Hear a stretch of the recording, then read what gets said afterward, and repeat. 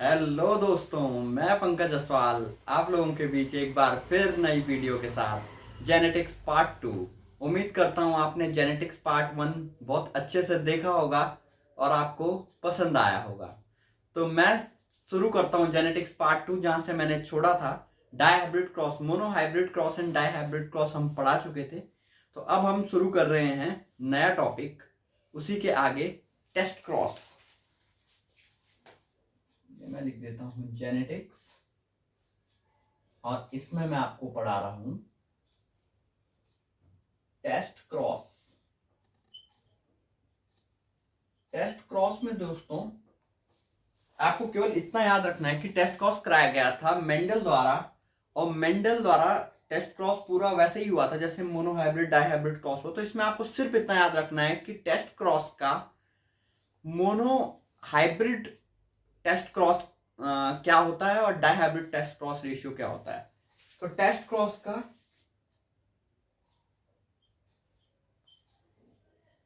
Mono hybrid test cross ratio क्या होता है? टेस्ट क्रॉस रेशियो होता है 1:1 और dihybrid test cross ratio होता है, dihybrid test cross ratio होता है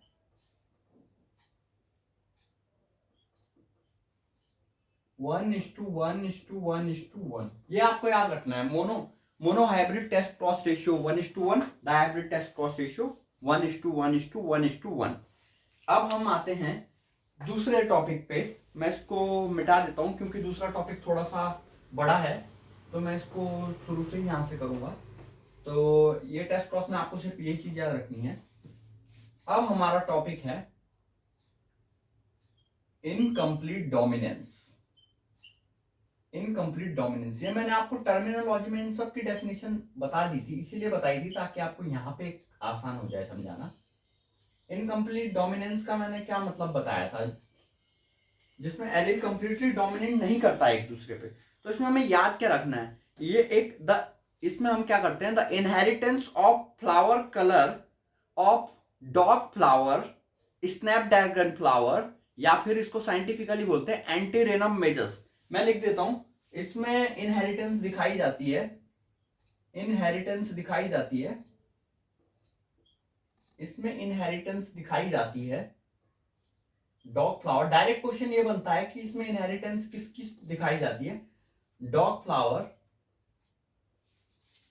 स्नैपड्रैगन, या फिर इसका साइंटिफिक नाम होता है एंटीरिनम मेजस, एंटीरिनम मेजस। ये आपको याद रखना है कि इसकी इनहेरिटेंस किस में दिखाई जाती है। और इसमें क्या होता है, अब आपको इसमें क्रॉस दिखाया जाएगा।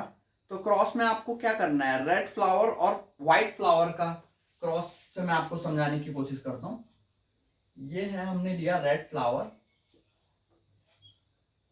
ये हमने लिया व्हाइट फ्लावर, ये है हमारा पेरेंट्स। तो इसमें आपने पहले लिया रेड फ्लावर और यहां लिया व्हाइट फ्लावर। अब इसमें आप क्या करेंगे, पेरेंट्स के बाद मैंने क्या सिखाया था, मोनोहाइब्रिड क्रॉस में गैमेट्स बनेंगे। गैमेट्स बनेंगे तो यहां से एक आर आएगा, यहां से एक आर आएगा, और ये मिलके क्या बनाएंगे, ये देखिए, ना रेड ना व्हाइट, ये बना दिया इसने पिंक फ्लावर। मैंने क्या बोला था आपको इनकम्प्लीट डोमिनेंस में, इनकम्प्लीट डोमिनेंस में मैंने आपको क्या बताया था कि कोई भी पेरेंट्स कंप्लीटली डोमिनेट नहीं करेगा और कुछ अलग ही रिजल्ट बन के आएगा। जैसे कि यहाँ पे parents red flower white flower का क्रॉस कराया था और मिलके हमें प्रोडक्ट क्या मिला है, पिंक फ्लावर। तो पिंक फ्लावर के बाद आप इसका आगे फिर सेल्फ पॉलिनेशन कराते हैं, जैसे हमने आपको मोनो हाइब्रिड और डाई हाइब्रिड क्रॉस करना सिखाया था। सेल्फ पॉलिनेशन में आप क्या करोगे, ये देखिए, और सब में आपका याद रखना, सब में आपका law of dominance, law of segregation वगैरह सब में लगेगा। तो ये देखिए, ये आ गया आपका, ये फिर से गैमेट्स आपने फिर से सेपरेट कर दिए। ये देखिए,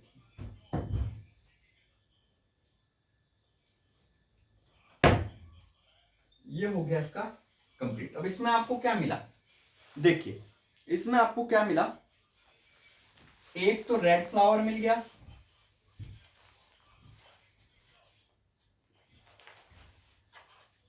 दो आपको इसमें पिंक फ्लावर मिल गए, दो, और एक आपको व्हाइट फ्लावर मिल गया। तो इसमें आपको क्या याद रखना है कि इसमें phenotypic and genotypic ratio, phenotypic and genotypic ratio दोनों सेम होगा, जो होगा 1:2:1। ये याद रखना दोस्तों, ये कई बार पूछा गया है, फिनोटिपिक एंड जीनोटिपिक रेशियो 1:2:1। तो ये टॉपिक आप देख ही लीजिए, अगर आपको कॉपी करना तो आप कॉपी भी कर सकते हैं। ये इंपॉर्टेंट चीज है, एक आपको इनहेरिटेंस याद रखनी है किस चीज में होता है, और एक आपको याद रखना है फिनोटिपिक एंड जीनोटिपिक रेशियो। बाकी आपको क्रॉस तो मैंने पहले भी सिखाया, आपको आना चाहिए।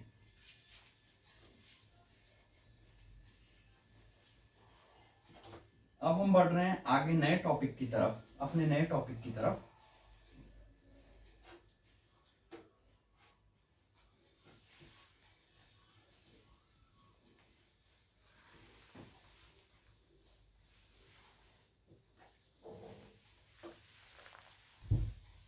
ये देखिए गाइस, अब जो हमारा नया टॉपिक आता है वो है मल्टीपल एलेलिज्म एंड कोडोमिनेंस।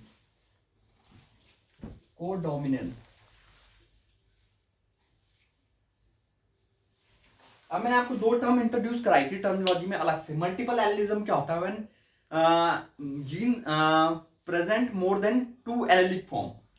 और कोडोमिनेंस क्या होता है, जब दो जीन्स कंप्लीटली डोमिनेट करती है ओवर ईच अदर इक्वली, तो ये होता है कोडोमिनेंस। ये मैंने आपको पहले पढ़ाया है। अब इसमें क्या होता है, मल्टीपल एलेलिज्म एंड कोडोमिनेंस का एक जो बहुत बेहतरीन एग्जांपल आता है वो है ABO blood grouping. ABO blood grouping, इसमें क्या होता है, मल्टीपल एलेलिज्म से आप कैसे समझोगे, जैसे ABO है तो ABO में आपकी 3 टाइप की जीन्स आपको देखने को मिलेगी, मोर देन 1 एलेलिक फॉर्म, और O को रिप्रेजेंट करते हैं ये 3 टाइप की एलेलिक फॉर्म आपको मिलेगी, और हर ह्यूमंस पे कम से कम 2 पाई जाती हैं, जिससे ब्लड ग्रुप डिटरमाइन होता है। कोडोमिनेंस क्या है कि अगर हम IA को I के साथ क्रॉस कराएंगे या IB को I के साथ क्रॉस कराएंगे तो ये दोनों एक दूसरे पे कंप्लीटली डोमिनेट करेंगे, जो कि मैं आपको अब एक ब्लड ग्रुप के क्वेश्चन के साथ समझाता हूं। ये तो हो गया मल्टीपल एलेलिज्म एंड कोडोमिनेंस का एग्जांपल। अब मैं आपको समझाने जा रहा हूं एक ऐसा क्वेश्चन जो कि बहुत से एग्जाम में, इवन उत्तराखंड के एग्जामों में और हर काफी जगह साइंस जहां होती है वहां पूछा जाता है, ब्लड ग्रुप रिलेटेड, कि पेरेंट्स का ब्लड ग्रुप अगर ये है तो बच्चों का क्या होगा। तो ये क्वेश्चन आपको इजीली वे में समझाऊंगा। सबसे पहले आप देखिए, जो जिसका A ब्लड ग्रुप होगा उसकी 2 पॉसिबिलिटीज होंगी कि उस पे या तो ये वाली एलेलिक फॉर्म होगी या ये वाली एलेलिक फॉर्म होगी। देखिए IA होगा तो भी A बनेगा, IA होगा तो भी A बनेगा। IA क्या है, कोडोमिनेंस है, कंप्लीटली डोमिनेंट है इस पे। अगर आप पे B ब्लड ग्रुप है तो आपका IB होगा या फिर IB स्मॉल I होगा, यहां पे भी सेम कंडीशन है। O में आपका II होगा, AB में आपका IB होगा। ठीक है, ये अब सपोज आपसे क्वेश्चन पूछ लिया कि फादर का ब्लड ग्रुप A है, मदर का B है, ये है फादर का ब्लड ग्रुप A है, मदर का ब्लड ग्रुप B है, तो चाइल्ड की क्या पॉसिबिलिटी है ब्लड ग्रुप की, उस पर क्या क्या ब्लड ग्रुप हो सकते हैं, आप कैसे निकालोगे। पहले फादर का लिख लो, IA या तो फादर पे ये होगा या तो फादर पे ये होगा। मदर का लिख लो, या तो मदर पे ये होगा या मदर पे ये होगा। अब चाइल्ड की पॉसिबिलिटी आप कैसे निकालोगे, ये देखिए ना, आप इजीली निकाल सकते हो। या तो IAIB पॉसिबिलिटी है, IAIB पॉसिबिलिटी है, यहाँ पे तो सेम पॉसिबिलिटी बन रही है, दोनों तरफ इधर भी क्रॉस कराओगे, या यहाँ पे हम पे क्या पॉसिबिलिटी है, आई ए आई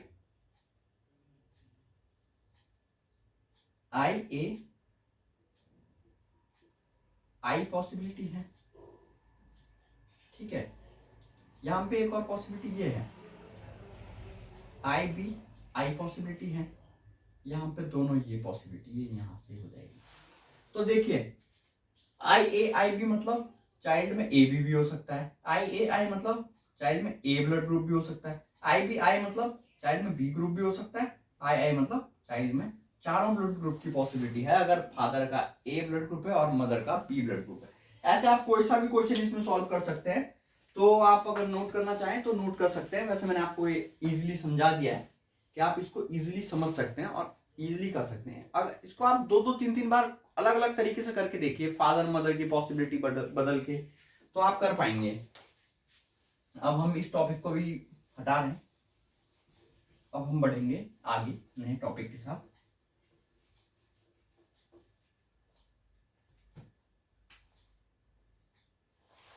ये हो गया दोस्तों हमारा मल्टीपल एलेलिज्म एंड कोडोमिनेंस हमारा कंप्लीट हो गया दोस्तों, ठीक है। अब आता है प्लायोट्रॉपी। प्लायोट्रॉपी क्या होता है? प्लायोट्रॉपी मैंने आपको क्या बताया था, सिंगल जीन प्रोडक्ट में produce more than one phenotypic effect. Phenotypic effect मतलब क्या होता है कि जैसे वो होता है कोई सीड है, वो size of grain and shape of grain दोनों ही बता रहा है, तो होता है प्लायोट्रॉपी। प्लायोट्रॉपी मतलब ये है कि आपको more than one phenotypic effect देखने को मिल रहा है। प्लायोट्रॉपी क्या है? प्लायोट्रॉपी मतलब आपको more than one phenotypic effect देखने को मिल रहा है, more than one phenotypic effect देखने को मिल रहा है आपको। जैसे मतलब स्टार्च ग्रेन का वो भी हो सकता है, शेप ऑफ सीड्स या स्टार्च ग्रेन का साइज, तो आपको दोनों चीजें मतलब एक ही उससे देखने को मिल रही है, तो ये होता है प्लायोट्रॉपी। अब हम आते हैं आपका एक नया टॉपिक, ये तो सिलेबस में नहीं है लेकिन मैं फिर भी आपको इसका मेन चीज बता देता हूं, कॉम्प्लीमेंट्री जीन्स। कॉम्प्लीमेंट्री जीन्स क्या होता है? कॉम्प्लीमेंट्री जीन्स, अब कॉम्प्लीमेंट्री जीन्स में कॉम्प्लीमेंट करता है जीन एक दूसरे के इफेक्ट को। तो इसमें क्या होता है कि मैं आपको एक नॉर्मल बता दूं कि when two non allelic genes complement the effect of each other to produce a phenotype called complementary genes. इससे आप क्या समझे? इसमें आपको बेसिकली कॉम्प्लीमेंट याद रखना है कि कॉम्प्लीमेंट करता है एक दूसरे का इफेक्ट। इसमें आपको याद क्या रखना है कि इसमें जो फ्लावर, इसमें जो मेंडल ने लिया था फ्लावर कलर स्वीट पी का फ्लावर कलर लिया था। जैसे अपने एक्सपेरिमेंट में गार्डन पी लिया था, यहां पे मेंडल ने लिया था स्वीट पी, जिसका साइंटिफिक नाम आप याद रखेंगे लैथाइरस ओडोरोटस। ये आपको याद रखना है इसमें, लैथाइरस ओडोरोटस। और इसमें आपको एक और चीज जो याद रखनी है कॉम्प्लीमेंट्री जीन में, ये मैं कॉम्प्लीमेंट्री जीन का बता रहा हूं, फिनोटिपिक रेशियो आपको याद रखना है। इसमें फिनोटिपिक रेशियो आपको याद रखना है 9:7।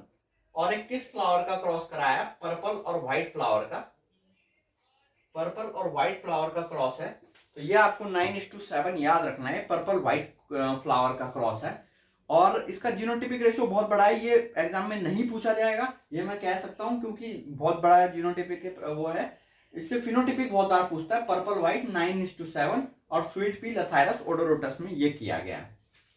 अब हम आते हैं आपके most important topic, rediscovery of Mendel law. ये मैं आपको पूरा नए सिरे से ही समझाऊंगा।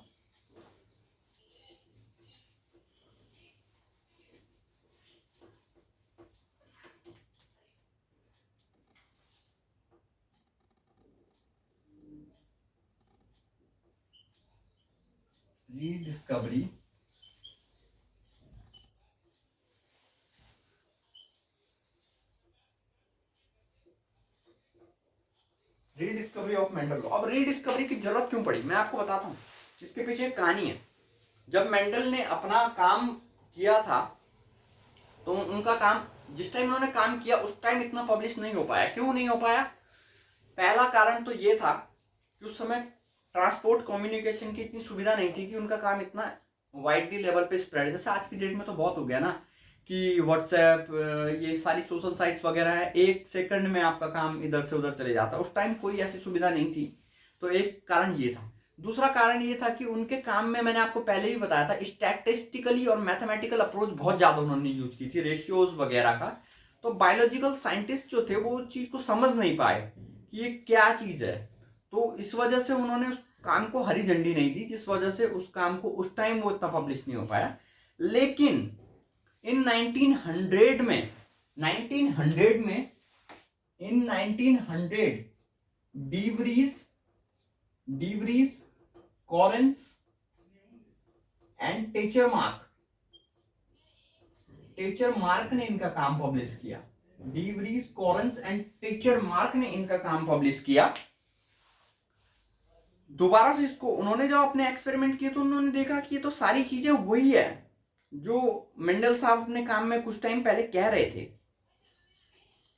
तो इन्होंने उनके काम को दोबारा से रीडिस्कवर किया, तब जाके इनको लास्ट में नोबेल प्राइज भी मिलता है। तो इसमें इन्होंने, ये नाम आपको बहुत याद रखने, ये बहुत बार पूछा गया है कि रीडिस्कवरी ऑफ मेंडल लॉ किसने की, 1900 में de Vries, Correns and teacher mark ने।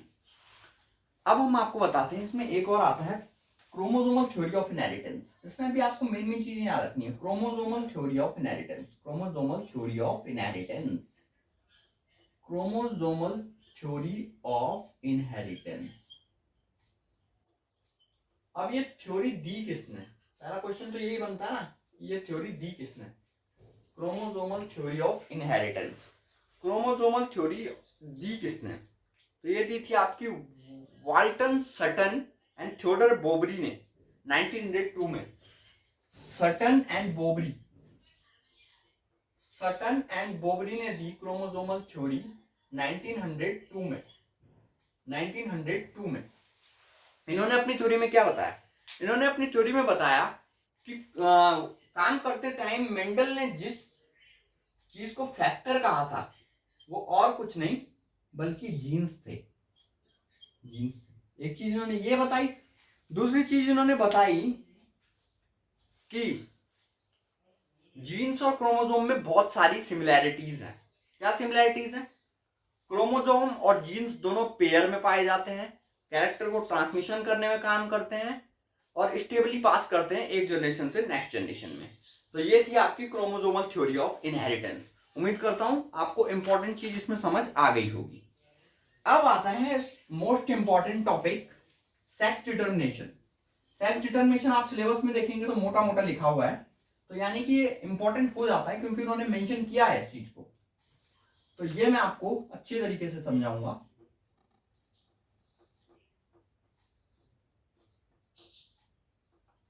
सेक्स डिटर्मिनेशन, अब सेक्स डिटर्मिनेशन में क्या होता है, क्या समझते हो आप सेक्स डिटर्मिनेशन, तो कॉन्सेप्ट ऑफ सेक्स डिटर्मिनेशन, ये बहुत सारे एक्सपेरिमेंट करने के बाद हमको मिला। एच हैंकिंग का नाम इसमें ज्यादा आता है, एच हैंकिंग ने काफी किया था इसमें। तो मैं आपको बताता हूं कि इसमें होता क्या है। 3 टाइप का सेक्स डिटर्मिनेशन होता है, इसमें आपको सेक्स डिटर्मिनेशन देखना है। तो पहला आता है आपका XO type sex determination, XO type sex determination.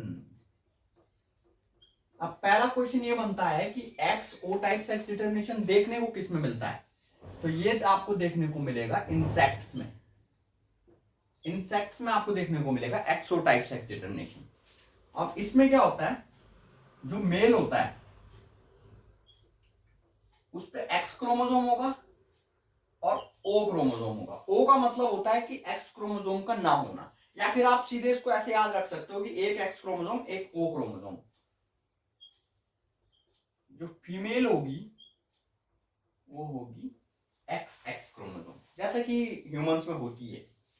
तो इसमें आपको क्या देखना है, इसमें देखो, अगर अगर फीमेल का एक्स इस एक्स से मिलता है तो ये एक्स एक्स करके फीमेल को प्रोड्यूस करेंगे।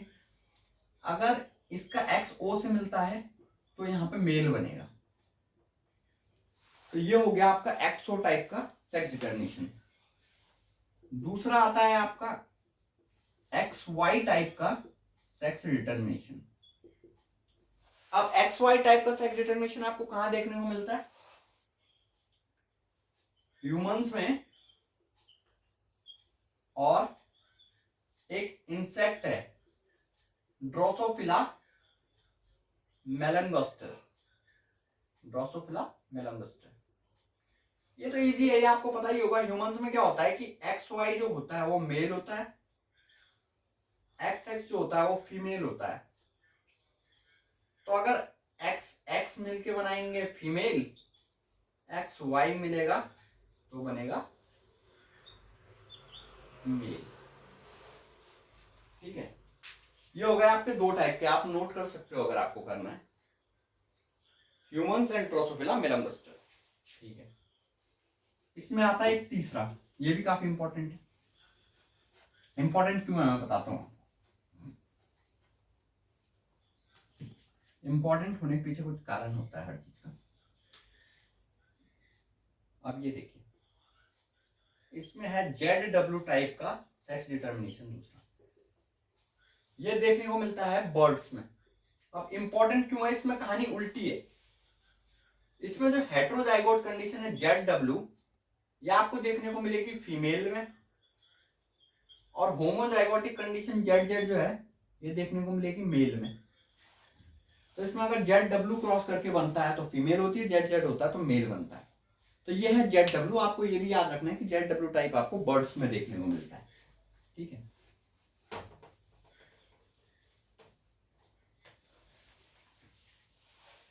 तो ये हो गया हमारा सेक्स डिटर्मिनेशन जो हमने आपको बताया था। अब एक इंपॉर्टेंट टॉपिक जो आता है, TH मॉर्गन का क्या योगदान है जेनेटिक्स में। TH Morgan and genetics,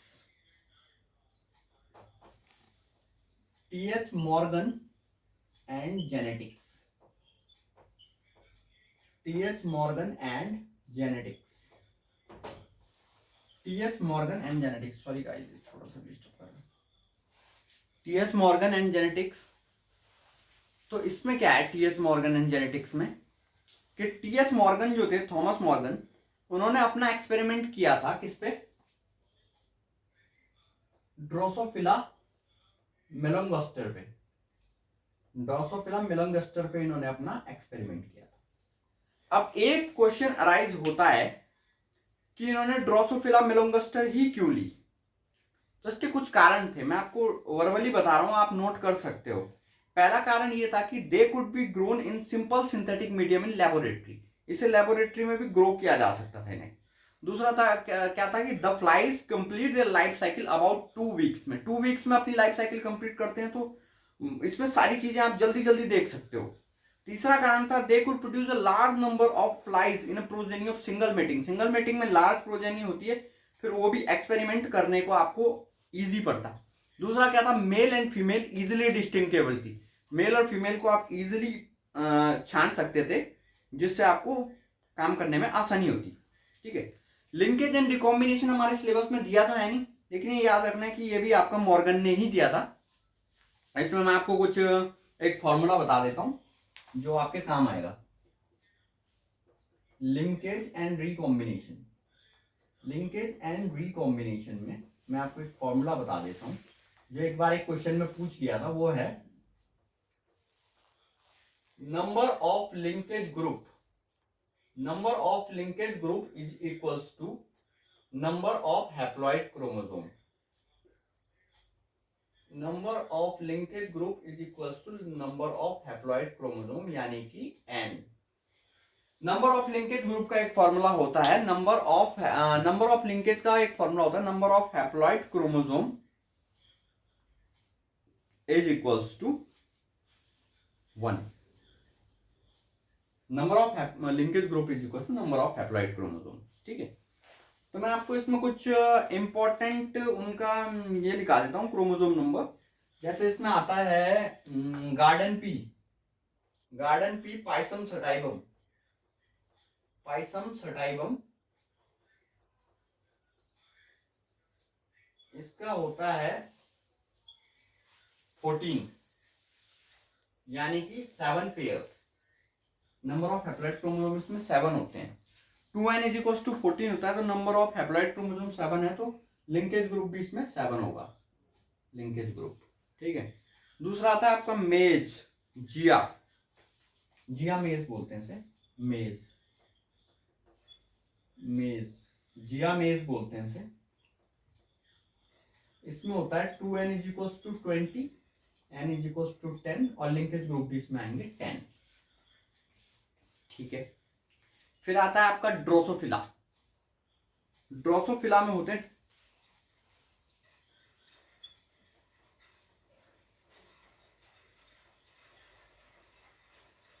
2n is equal to 8, n is equal to 8 और लिंकेज ग्रुप भी 8। तो ये आपको याद रखना है, ये बेसिक चीजें ये आपको याद रखनी है। अब हम आते हैं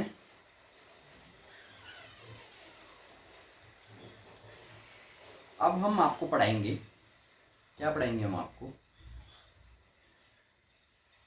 जीन म्यूटेशन। म्यूटेशन वैसे इवोल्यूशन में भी है, लेकिन अगर आप चाहते हो कि म्यूटेशन में यहीं पढ़ाऊं तो मैं आपको म्यूटेशन पढ़ा दूंगा। म्यूटेशन है आपके टॉपिक में, तो मैं आपको म्यूटेशन ही पढ़ा देता हूँ, यहीं पढ़ा देता हूँ। वैसे वो इवोल्यूशन में भी था, इसलिए मैं सोच रहा था कि उसको इवोल्यूशन में पढ़ाता।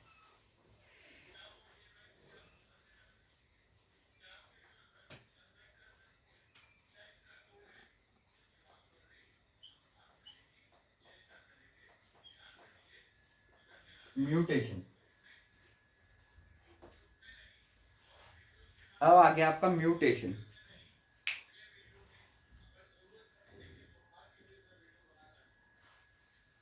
म्यूटेशन पॉइंट, म्यूटेशन, म्यूटेशन क्या होता है? म्यूटेशंस आपका sudden heritable change in base sequence of DNA, मैं आपको बता चुका हूं। इसमें आता है आपका म्यूटेशन। म्यूटेशन में एक आपके टाइप आते हैं, gene mutation and chromosomal mutation. दो टाइप के आपको देखने को मिलेंगे, जीन म्यूटेशन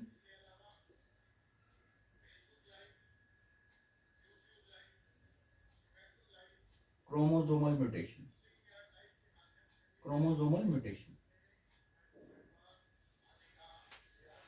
जीन म्यूटेशन क्या होता है? Gene mutation result in alteration of sequences of basis of DNA, जिस वजह से उसका जीनोटाइप, बेस सीक्वेंस, अगर बेस सीक्वेंस जो डीएनए के बेस सीक्वेंस अगर बदलेंगे, बेस सीक्वेंस क्या होते हैं? जैसे ये होता है ना ATUG, ये अगर बेस सीक्वेंस आपके डीएनए से बदलते हैं तो पूरे अगर फिनोटिपिक एंड जीनोटिपिक इफेक्ट को अगर ये बदल देंगे तो ये होगा आपका जीन म्यूटेशन। जीन म्यूटेशन के भी दो पार्ट होते हैं, point mutation, frame shift mutation. अगर वो सिर्फ एक पॉइंट के म्यूटेशन को बदल रहे हैं तो पॉइंट म्यूटेशन होंगे। अगर वो पूरे फ्रेम को बदल दे रहे हैं, मतलब पूरी सीक्वेंस के फ्रेम को ही बदल दे रहे हैं, तो फ्रेम शिफ्ट म्यूटेशन होता है। फिर आता है आपका क्रोमोसोमल म्यूटेशन। क्रोमोसोमल म्यूटेशन में मैंने आपको कुछ टर्मिनोलॉजी पहले से कराई है। क्रोमोसोमल म्यूटेशन में मैंने आपको कुछ टर्मिनोलॉजी, देखिए जीन म्यूटेशन में आ गए पॉइंट म्यूटेशन, एक आ गया frame shift mutation, frame shift mutation. Chromosomal में आपका आएगा एनिप्लॉइडी,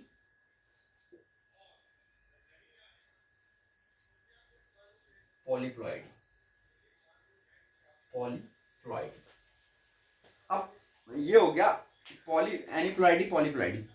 तो इसमें क्या होता है? एनिप्लॉइडी में मैंने आपको बताया था कि क्रोमोसोम का नंबर अगर घटता बढ़ता है, क्रोमोसोम का नंबर अगर घटता बढ़ता है तो आप इसमें मतलब आपको वो याद रखना है कि अगर क्रोमोसोम का नंबर घटता बढ़ता है तो ये फिर इसमें हो जाती है एनिप्लॉइडी और पॉली, और अगर बहुत सारे क्रोमोसोम बढ़ जाते तो होता है पॉलीप्लॉइडी। तो एनिप्लॉइडी में आपको मैंने दो चीजें बताई थी, trisomy and monosomy. Trisomy and monosomy. Monosomy में क्या होता है? एक सेट हो जाता है क्रोमोसोम का, यहाँ पे तीन सेट ऑफ क्रोमोसोम हो जाते हैं, तो ट्राइजोमी, ये मोनोजोमी। तो इसमें बेसिकली यही है। म्यूटेशन आप देखना चाहोगे तो आप देख सकते हो, ये इसका एक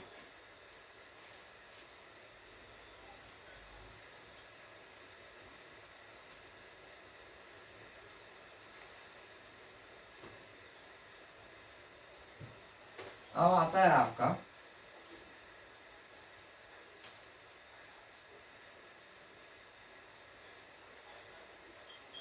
मेंडेलियन डिसऑर्डर।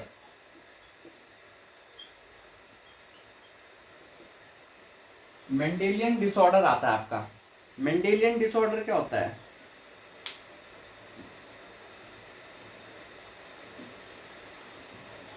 मेंडेलियन डिसऑर्डर आता है आपका। मेंडेलियन डिसऑर्डर बेसिकली क्या है? ये आपका जेनेटिकल डिसऑर्डर का पार्ट है। जेनेटिकल डिसऑर्डर का पार्ट है।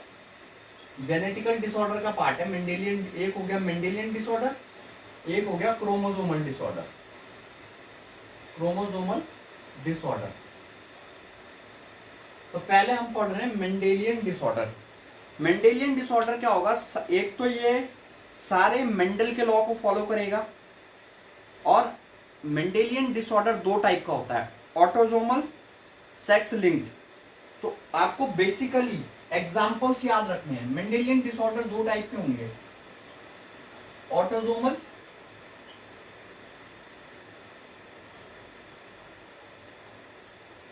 और सेक्स लिंक्ड डिसऑर्डर। इसमें आपको दोनों में मैं आपको एग्जांपल बताना चाहूंगा। एग्जांपल बहुत इंपॉर्टेंट हो जाते हैं इसमें।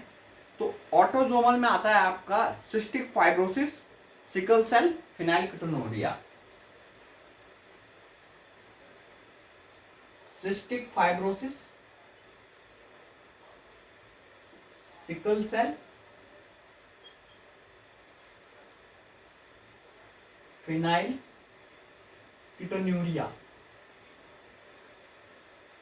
सेक्स लिंक्ड में आपके एग्जांपल आते हैं haemophilia, colour blindness and myotonic डायस्ट्रोफी।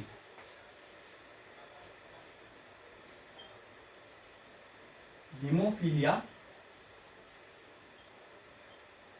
Colour blindness,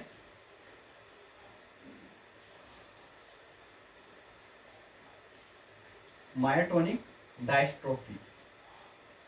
myotonic dystrophy ये है। अब मैं आपको एक और टॉपिक इसी के साथ लिंक कराना चाहता हूं जो इन्होंने दिया है हमारे सिलेबस में। सेक्स लिंक्ड इनहेरिटेंस क्या होता है? Sex linked inheritance.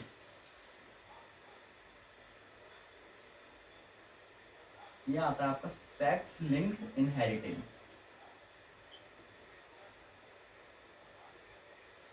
Sex linked inheritance, ये टॉपिक हमारे सिलेबस में दिया है। इसकी डेफिनेशन मैं आपको बता दूं। The passing of traits from parents to offspring are determined by genes और sex chromosome are known as sex link determination. जो भी पासिंग ट्रेड्स हैं या कैरेक्टर हैं पेरेंट्स से ऑफ स्प्रिंग में, अगर वो किसी जीन और सेक्स क्रोमोसोम से डिटरमाइन होते हैं तो उन्हें सेक्स लिंक इनहेरिटेंस बोलते हैं।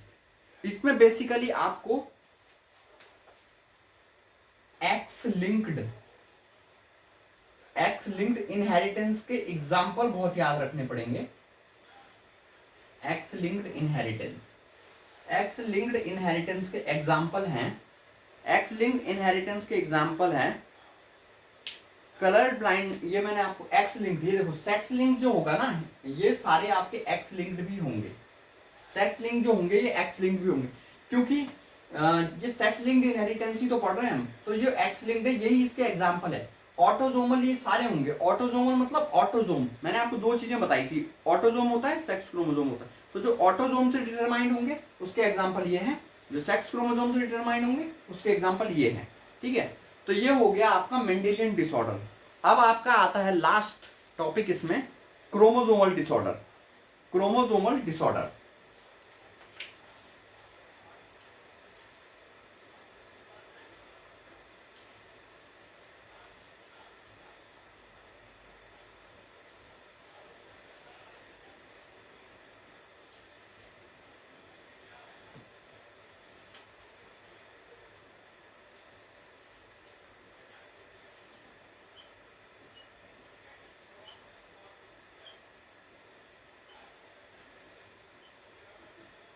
क्रोमोजोमल डिसऑर्डर, जो ये क्रोमोजोमल डिसऑर्डर होता है, ये मैं आपको समझा तो दूं, लेकिन इसकी मैं आपको एक शॉर्ट ट्रिक भी बताऊंगा याद करने की।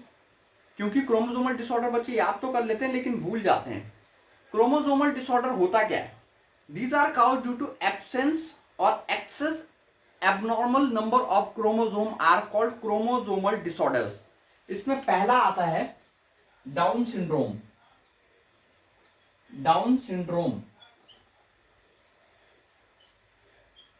डाउन सिंड्रोम, डाउन सिंड्रोम में आप क्या समझते हो? It is caused by presence of extra copy of chromosome. Extra copy हो जाती है क्रोमोसोम की, और इसमें क्या होता है? Extra copy of chromosome, extra copy of chromosome, extra copy of chromosome, chromosome. और ये किस पे? 21th नंबर ऑफ क्रोमोसोम पे होती है, 21th नंबर ऑफ क्रोमोसोम पे होती है। यानी कि क्या है? 21th क्रोमोसोम पे आप 21th जो क्रोमोसोम होगा वो ट्रिपलेट होगा। वैसे तो डबलेट होते हैं लेकिन 21th क्रोमोसोम जो होगा वो ट्रिपलेट होगा। This disorder was reported by Langdon Down. तो नाम ही से याद रहेगा आपको, डाउन। इसमें होता क्या है? इसमें बेसिक सिम्टम्स कहीं नहीं पूछता, लेकिन आपको थोड़ा एक बता दूं। Short stature and small head with flat back, partially open with कुछ ना कुछ एबनॉर्मेलिटीज आपको देखने को मिलेगी इसमें। Broad plane with characteristic problems, congenital heart disease, mental retardation, ये आपको सारी इसमें देखने को मिलेगी। दूसरा इसमें आता है आपका Klinefelter syndrome. Klinefelter syndrome, Klinefelter syndrome. अब क्लिनफिल्टर सिंड्रोम में आप क्या याद रखोगे कि it is caused by extra X chromosome. It is caused by extra X chromosome, extra X chromosome on mail,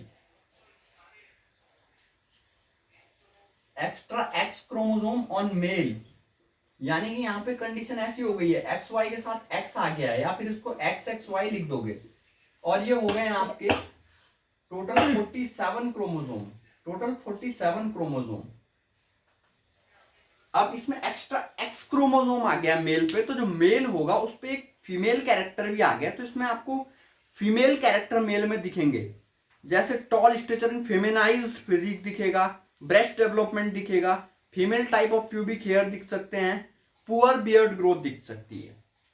तीसरा आता है आपका Turner syndrome. Turner syndrome, Turner syndrome में क्या होता है कि फीमेल से एक क्रोमोसोम एब्सेंस हो जाएगा, absence of x chromosome on female. Female से एक एक्स क्रोमोसोम, पहले एक्स एक्स था, अब एक्स ओ हो गया, यानी कि 45 क्रोमोसोम अब हो गए हैं। तो ये हो गया आपका। अब फीमेल से अगर एक एक्स क्रोमोसोम एक कैरेक्टर हट गया है, तो उसमें फीमेल पे आपके लड़कों जैसे कैरेक्टर आ जाएंगे, जैसे वेब नेक होना, रुडिमेंट्री ओवरीज हो गया, पुअर डेवलपमेंट ऑफ ब्रेस्ट हो गया, स्टेरिलिटी हो गया। तो ये है आपके क्रोमोसोमल डिसऑर्डर, जो कि मोस्ट इंपॉर्टेंट है। ठीक है, आप नोट करना चाहो तो नोट कर सकते हो। इसमें आपको यही चीज याद रखनी है। क्वेश्चन ऐसे ही आएगा। डाउन सिंड्रोम क्या होता है? 21 क्रोमोसोम पे extra copy of chromosome, triplet हो जाता है ये।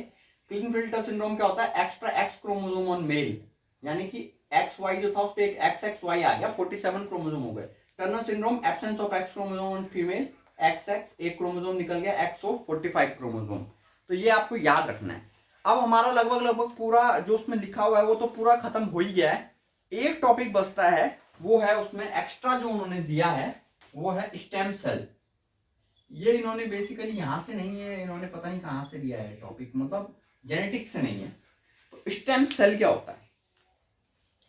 स्टेम सेल में आपको बताऊं, special cells that can developed into many different cell types including muscle, brain and blood cells. Special cell होते हैं ये, जो डेवलप होके मेनी डिफरेंट सेल टाइप्स बनाते हैं, जैसे muscle cell, brain cell, blood cell. अब इसमें आपके यूजेस आ सकते हैं। यूजेस क्या होते हैं स्टेम सेल का? मतलब क्या, एक तो ये आपको पता लग गया कि स्पेशल सेल है जो डिफरेंट टाइप ऑफ सेल्स को डेवलप करते हैं। लिख देता हूं, special cell which develop different type of cell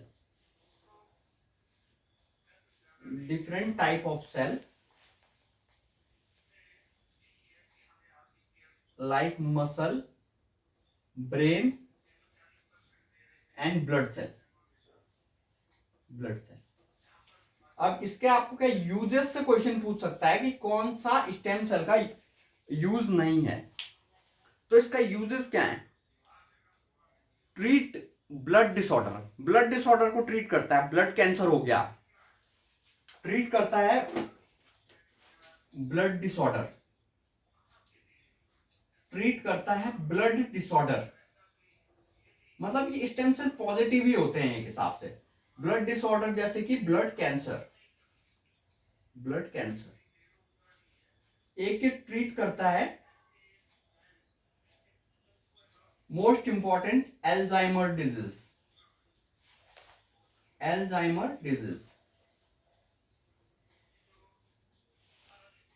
ये इंपॉर्टेंट है, एल्जाइमर डिजीज को ट्रीट करता है। और ये क्या करता है? न्यू बॉडी टिश्यूज को बनाता है। ये मैं यहां पे लिख देता हूं, न्यू बॉडी टिश्यूज को बनाता है। ये थर्ड ही है, न्यू बॉडी टिश्यूज को बनाता है। जैसे हो गया कार्टिलेज वगैरह, बोन्स वगैरह, कार्टिलेज वगैरह हो गया, फैट सेल्स वगैरह हो गया, ये न्यू। अब देखिए आप, स्टेम सेल्स लास्ट टॉपिक है, मैं आपको क्लियरली बता दूं। Special cell which develop different type of cell. Special cell है जो डेवलप करते हैं डिफरेंट टाइप ऑफ सेल, जैसे muscle cell, brain cell, blood cell. इनके यूजेस क्या है? ट्रीट ब्लड डिसऑर्डर में काम आता है, जैसे blood cancer. Treat Alzheimer disease important है, याद रखना। न्यू बॉडी टिश्यूज बनाता है, कार्टिलेज, फैट सेल एटसेट्रा। तो दोस्तों आज हमने हमारा जेनेटिक्स का पार्ट खत्म किया। उम्मीद करता हूं आप ये देखोगे, पसंद करोगे, लाइक करोगे, कमेंट करोगे, शेयर करोगे, सब्सक्राइब करोगे। और दोस्तों इसी के साथ मैं आपको एक इंफॉर्मेशन देना चाहता हूं। मैं इस कोर्स में सिर्फ बायोलॉजी, एग्रीकल्चर, एनवायरनमेंट तो मैं कराऊंगा, लेकिन साथ ही साथ फिजिक्स, केमिस्ट्री के कुछ शॉर्ट इंपॉर्टेंट क्वेश्चंस जो पेपर में पूरी संभावना या तो पुराने पेपरों में आए हैं या आगे आ सकते हैं, इसके लिए मैंने दीपक सर को बोला है। तो दीपक सर आपको इसमें इंपॉर्टेंट क्वेश्चन और कुछ इंपॉर्टेंट टॉपिक्स शॉर्ट तरीके से आपको बीच बीच में बताते रहेंगे, वो मैं अपलोड करता रहूंगा। तो उन्हें भी एक बार देखिए, पसंद कीजिए, लाइक कीजिए, कमेंट कीजिए, शेयर कीजिए और सब्सक्राइब कीजिए। मिलते हैं अब नेक्स्ट टॉपिक में, तब तक के लिए धन्यवाद।